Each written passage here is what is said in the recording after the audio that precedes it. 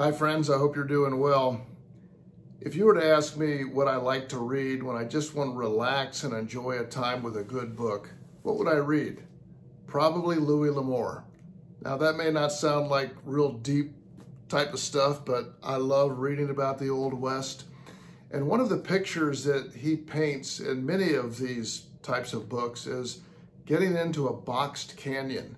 In other words, you go into this canyon thinking it's going to lead someplace only to find out that there's an end to it and there is no way out. And particularly that becomes a problem if someone is hot on your tail and after you. I think life a lot of times is like that, getting into a boxed canyon, and you really don't know where to go or how to get out of that situation. You feel really hemmed in. And Diane was sharing with me this past week a verse that I'd never really seen before, but I thought this so describes a situation where you feel hemmed in, boxed in, you don't know where to go, and brings such peace of mind. And the verse is found in Psalm 26 and verse 3. Let me read this to you. It says, "For your faithful love guides me, and I live by your truth." Your faithful love guides me, and I live by your truth. You talk about the love of God, the faithfulness of God, the promise that he will guide us. And in the present moment, how do we survive? Living by his truth.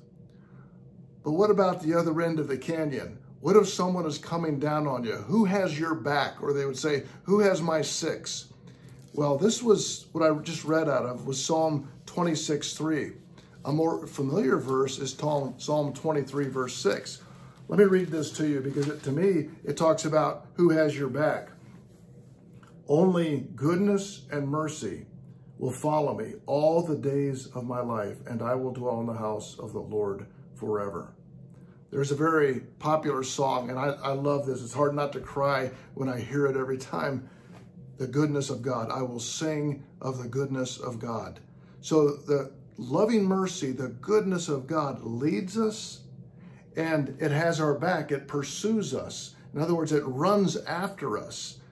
And in the middle where we are, being led by his mercy and grace and being kept by his mercy and grace, we live in his truth.